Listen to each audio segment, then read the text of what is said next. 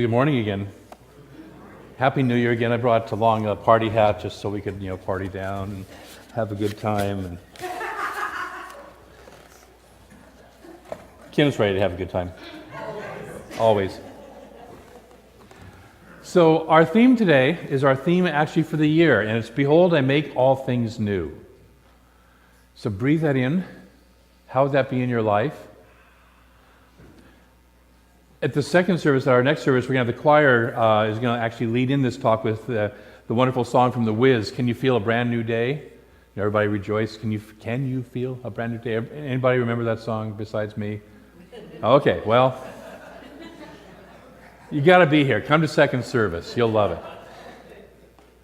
But the line of it is, can you feel that brand new day? And the feeling of that, not just the intellectual knowing, not just, yeah, that'd be a nice idea to have a new day or more new in my life, but to actually feel it, to have it be a gut feeling, to have it be in your soul, in your cells of your body, is part of what makes it happen. We teach that a thought plus a feeling creates a result. There's a wonderful quote from Ernest Holmes that says, that's the reading right there. I want to do the quotes. One of the great difficulties in the new order of thought is that we are likely to indulge in too much theory and too little practice. As a matter of fact, we only know as much as we can prove by actual demonstration. So in other words, until you can manifest it and make it happen, you don't know it. That's the good news and the bad news, right? And so the feeling is combined with the thought. The feeling is the fuel to make it happen. So if you want to create a brand new life, a brand new day, a brand new year, a brand new something, it takes that feeling. It takes, what Melinda did with that feeling of, I need to perfect this, I need to make this brochure that we're going to give out today excellent so it can have a powerful impact on this community. That's the feeling. She could have just thought, I'll just take the same old thing that I've been using all the time before and tossed it in there. That would have been the easy way out, right? Not to keep you up till probably midnight last night or something if you're like me.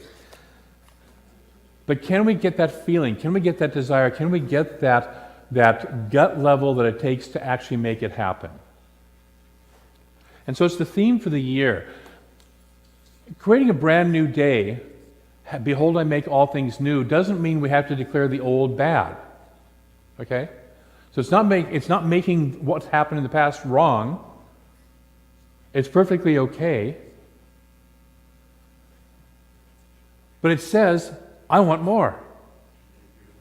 Okay? One of my teachers used to say, don't let good be the enemy of better. No matter how good my life, don't let that be the enemy of better. There's a Zen saying that says, when you reach the top of the mountain, keep climbing. Because when you reach the top of what looks like what you thought was the mountain, there's more. See, we're working with an infinite presence of good. And the question is, how much good can I allow into my life? The universe says you can have it all. The gift is already given. There's no restriction on that end of this, on that end. The question is, how much do we let in?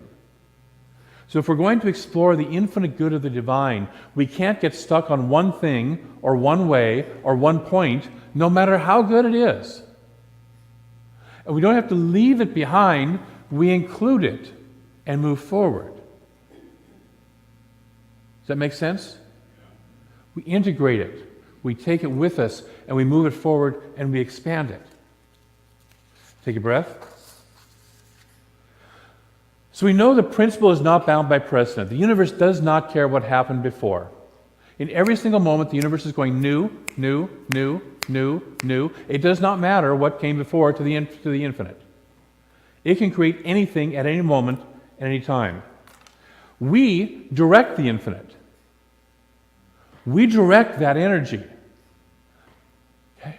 And most of the time we're saying, create the same old, create the same old, create the same old. Okay? And then we wonder why we get the same old in our lives.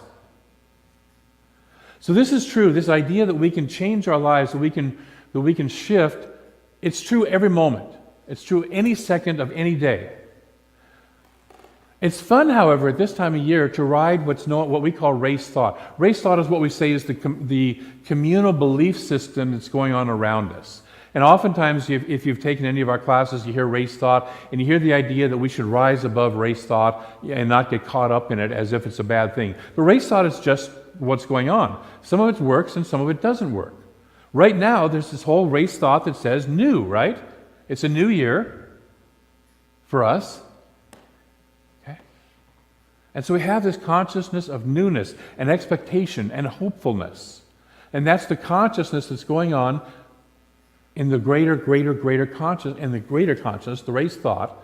We can ride that. We can surf that wave if we want to and take that with us. Do you understand how that works? Okay?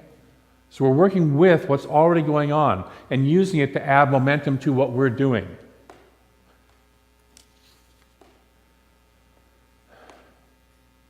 But if we want to shift it, if we want to shift our experience, if we don't want to be one of those statistics that, when you set a New Year's resolution, what is it, by February 15th or something like that, most people have abandoned or quit their New Year's resolutions, something along there. If we don't want to be part of that race thought, then we have to understand what we're working with, and we're working at the level of consciousness first. Most people will go out and join a gym without coming to the understanding of why is my body in the condition it's in now?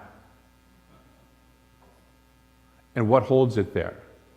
Most people will go out and join a dating service or see a counselor or do something to improve their relationship without doing the conscious work of why is my relationship or lack thereof in the condition it is now. So we're here to shift consciousness. That's one of the things we're going to do powerfully at the Intentions Retreat, is to start to shift the consciousness and to start creating intentions at the level of consciousness to empower us, rather than running out and doing something and not taking care of the consciousness first.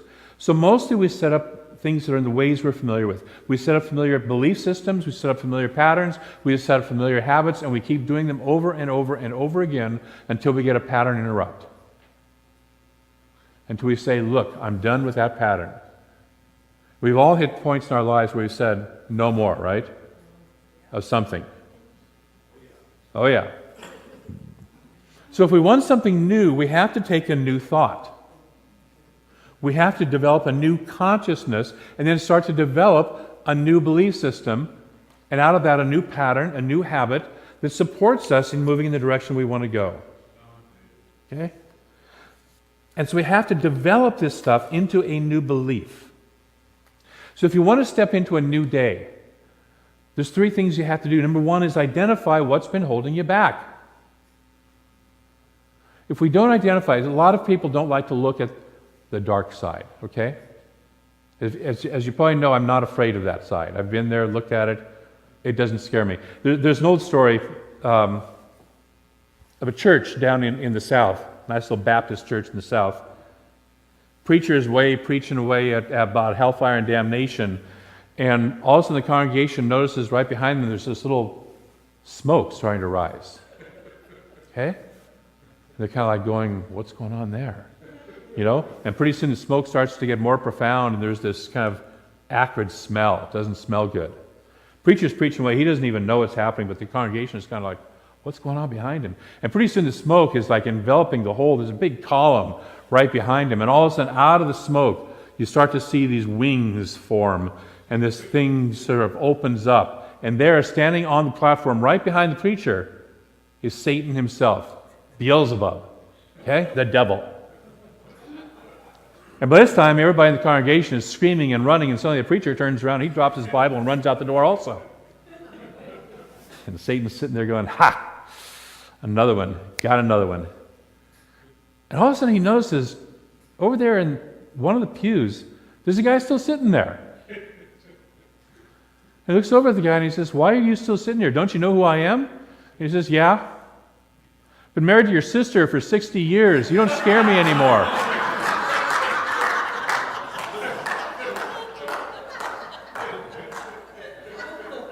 So when we look at the darkness and suddenly we realize that we're bigger than it and it doesn't scare us anymore, we get to take command of what's not working in our lives instead of it taking command of us. Okay? Some of you know that sister or brother, right? So we have to identify what's been holding us back. And then we have to be willing to let it go. We got to kick it out of our lives. It's one thing to know about it. It's another thing to say, it's out of here. And finally, we have to create the new belief to support it. See, not only do we want to pull the weed out of our consciousness, we want to consciously plant the plant that we choose to have back into the soil of our consciousness. So it's not enough to just get rid of it. We also have to get conscious of, and what do I want to have replacing it? What is the newness that I want to have in my life? That's why we set intentions. That's why we do stuff that says, Emma Curtis Hopkins in Scientific Christian Mental Practice, first chapter, name your good. She says most of us would have our good if we could but name it. And most of us don't take the time to understand the deep level of what our good really is and what that is and name it and claim it. And finally, after you've done that, you've identified what's holding you back, you've let it go, you've named the new that you want, you are made brand new. Instead of it being an idea or something that's out here somewhere, you are the idea. You are the kind of person that begins to manifest in your life the kind of things that you want to have manifest. So if you want to have a more loving relationship, you are the more loving relationship. If you want to have greater wealth in your life, you are the person who is manifesting that wealth because you are operating in that way. If you want greater health in your life, you are the person who has internally become more healthy, and so the external must manifest, must match what you've said what you've declared inside. Do you understand? Yes. Okay. Years ago, I caught myself praying and meditating on greater wealth. And one day I was sitting in meditation, I realized that I still viewed myself as a poor person trying to get more wealth. And until I stopped thinking of myself as a poor person, I was never going to get that wealth. I think I've told you that I would start praying for money, sometimes specific amounts, and several friends around me would get those specific amounts of money. But not me, because I didn't own it. I had the consciousness to manifest it. It could show up, but I didn't own it. And so it wasn't showing up in my life. So you become the new you. You become the person for whom that life is normal.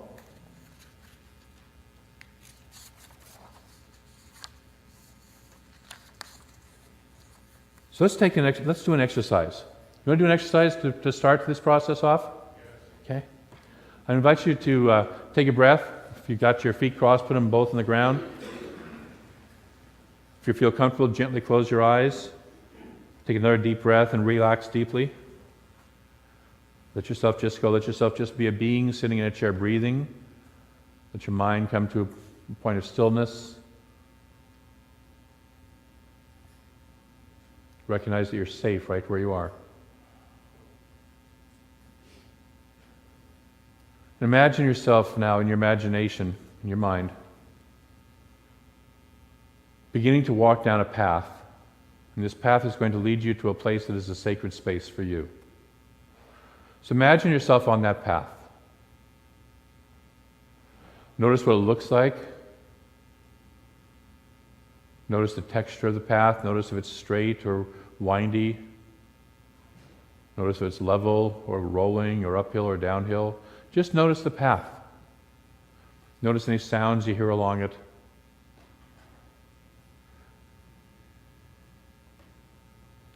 Let yourself just become aware of that path. And now allow yourself to arrive at a place that is for you a sacred and powerful place. A sacred space. And you step into that place, and this is your place. Your sacred space.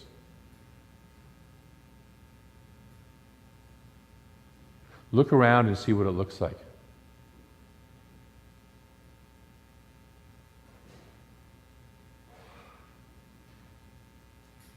Notice any scents, any smells.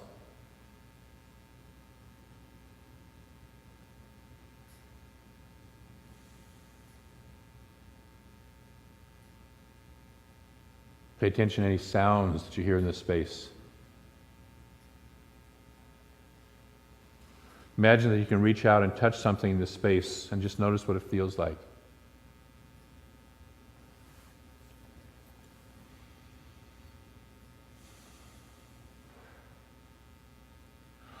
And notice that in this space you control who enters and leaves this space.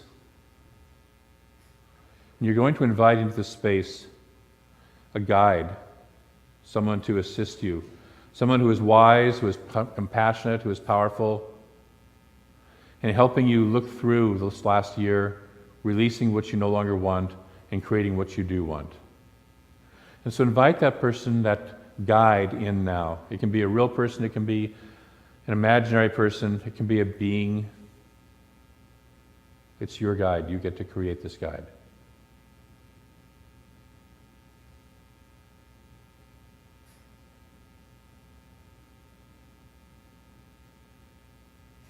Noticing the presence of this guide in your sacred space.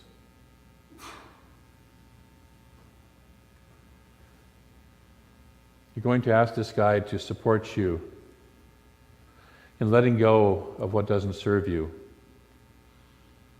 and moving into the new you that expresses more of the truth of who you truly are, more of your authenticity. And so with that guide now, let's take a walk through this last year of 2014.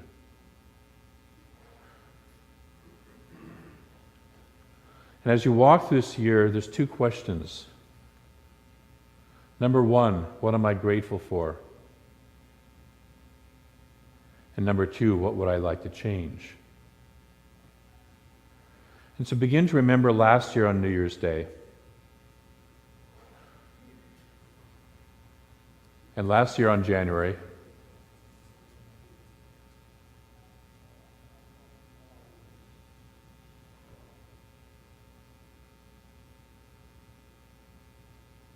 Walking through February.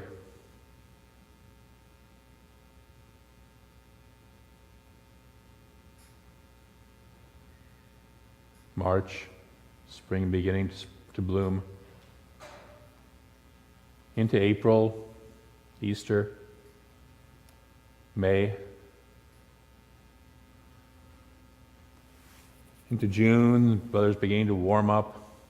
July, it's really hot. August. Into the last part of the year, September, October, November, and now this last December. And just notice that year. Notice what you're grateful for. And notice what you would like to change.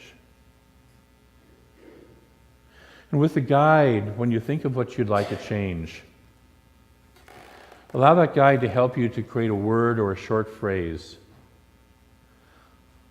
that summarizes that which you would like to release. Perhaps it's lack. Perhaps it's struggle. Perhaps it's not enough. Perhaps it's sickness. Find a word or a phrase that summarizes what you would like to release out of your life from this past year, what you no longer want to carry forward. Take a breath.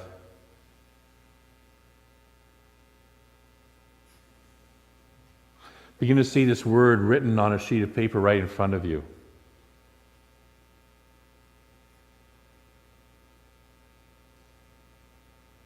Now allow that word to move and to take that all the energy that is involved in that word out of your body, out of your consciousness, out of your experience. Allow it to all coalesce into this piece of paper on this word. And allow it to dissolve. Whether you see that as fire burning it, whether you see it perhaps being carried away in a hot air balloon way up out of your reach, put it out on the ocean as far as it will go and let it be carried away. Let it move away from you as far as it can.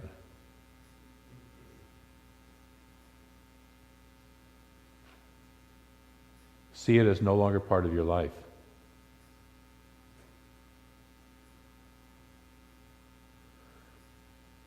Take a breath. Deep cleansing breath. Feel what it feels like to be without that in your body, without that in your mind.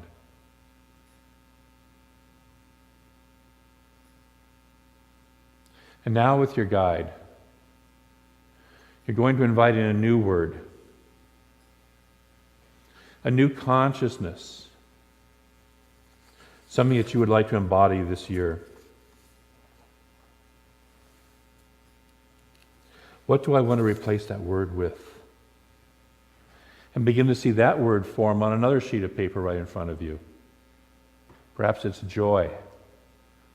Perhaps it's love. Maybe it's health or abundance. Maybe it's ease and grace, calmness, order, peace. Whatever it is, your mind may say, but there's so many, pick one. Just pick one.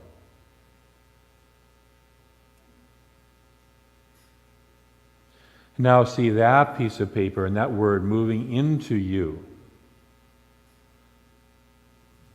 And all the energy of that word moving into your body, moving into every cell of your being, every aspect of your beingness.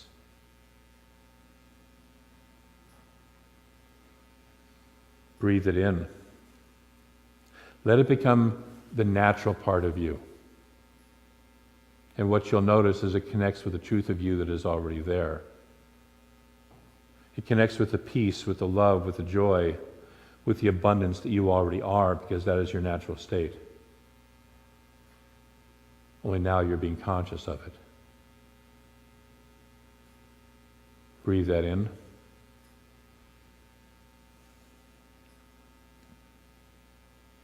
And this is your pattern for living this new year. This is the pattern from which you live 2015 and forward.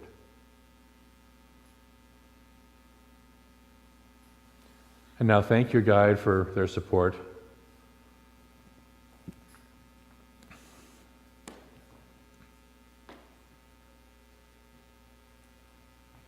Let them step out of your sacred space. Now you're going to begin to leave your sacred space also. Take a look around, notice if anything has changed in that space. Remember that you can return to this place anytime you want to. This is your sacred space.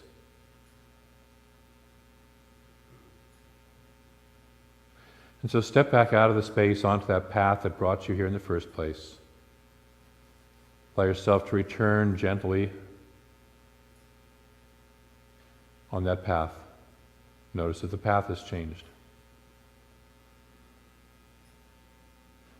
Allow yourself to arrive back here in your body, sitting in the chair here in the Center for Spiritual Living, Reading. When you're ready, take a deep breath. Perhaps roll your shoulders, wiggle your fingers, toes, ground yourself back in your body. Be aware of that body in the chair, and gently open your eyes and be present.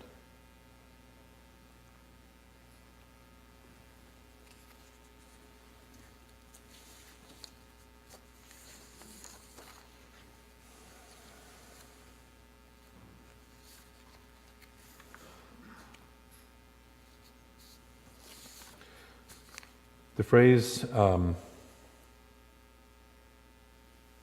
behold, I make all things new, comes from the very last book of the Bible, from just about the last chapter, next to last chapter of the Bible, from the book of Revelations. More of that chapter reads, and I saw a new heaven and a new earth. For the first heaven and the first earth had passed away. And he who sat upon the throne said, behold, I make all things new. I am Aleph and Tau, the beginning and the end. And I will freely give of the fountain of living water to him who is thirsty. He who overcomes shall inherit these things. The new heaven and the new earth is our consciousness. It's us. It's created in our consciousness whenever we choose. Whenever we let the old patterns fall away and die. It's our life. And the fountain of the universe is open to he who overcomes, or she who overcomes, the lethargy, the old patterns, the stuckness, the stuff that is in the way of us being the true, authentic God selves, God beings that we are here to be. So the question is this year, will you overcome that? Will you open up to the fountain of the universe? Will you take charge of your consciousness rather than letting what got you here continue to run your life? All right. Thank you. So that's your homework. That is your homework. To let yourself be the authentic, true person that you are. To let yourself be made anew. Not through hard work and struggle, but by letting the authentic self of who you truly already are shine forward and getting the bloated nothingness. You all know that's one of my favorite phrases from Emerson. Getting the bloated nothingness that has blocked that out of the way of the divine circuits. That's your homework. Not just for the week, but for the year, and I'd suggest for the rest of your life. We good? Yes. I'm going to close with a quote from Ernest. The thing itself is not limited. The thing itself is his word for God, the universe, that infinite presence. The thing itself is not limited. As we have proven that principle is not bound by precedent, we go into that realm which says, behold, I make all things new, not carrying with us the limited belief of the reason why it cannot be. Let go of your belief of why your good cannot be and align with the universe to make it happen and to make it so. Take a breath. Let's move into prayer. So I know that there is one infinite presence, unlimited, wildly good beyond our vastest imagination. That in that infinite presence there is no lack or limitation, there is no sickness or disease, there is nothing but the life, the light, the joy, the abundant good, the opulence of its true nature. That this infinite presence is all there is, everywhere present, always present. And because it is all there is, because it is infinite, we have to be one of it. There's nowhere else to be. There is nothing that is outside of an infinite one. And so therefore we are its nature in expression. We are its love. We are its joy. We are its abundant good. We are its peace. We are its creativity. We are its wisdom and intelligence. We are its power. We are its beauty. We are that. This is our true nature. And so I speak my word from that awareness, allowing the word of God, the creative power, to flow through me, to create in this world, in this consciousness, that all of us, not only just those of us here in this particular center at this particular moment, but all of us across this planet, wake up.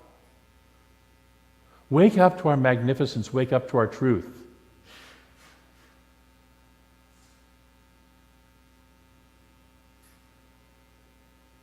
My dream is to see organizations like People of Progress out of business because they have done such a great, fabulous job, and our consciousness is raised to the point that they get to transform into something else and do even more wonderful work of supporting people who are already living thriving lives and leading even more thriving lives. My dream is that we get to live together in love and joy and peace and harmony with each other, with this planet. And so I speak my word that this is also the divine dream, because this is the divine nature. That each of us catches this. Each of us catches fire with this dream. That we say in our own lives, yes, I can, instead of all the reasons why I cannot. That we open to this new presence, this new earth, this new heaven. And that we are agents of the manifestation of that. That we are individually blessed by it, collectively blessed by it, and that we bless out beyond the walls of this center by it. And so I'm grateful for all the good that comes out of that. I'm grateful for each and every person who says yes to this nature, who says yes to the true divine nature of who they are, of who each of us is, and allows that to show up and manifest, to not just be a nice theory, but to be an actual practice, to where we make it happen, make it welcome, and allow it to be. We don't have to figure out the how, because the universe takes care of the how. We have to be open doors that simply say yes. And so that is our work, is to say fully, completely, as deeply and powerfully as we can, yes to this infinite life, yes to this infinite good, yes to this deep love. And I know that we do so right here and right now. And it is done. And so it is. Thank you. Thank you.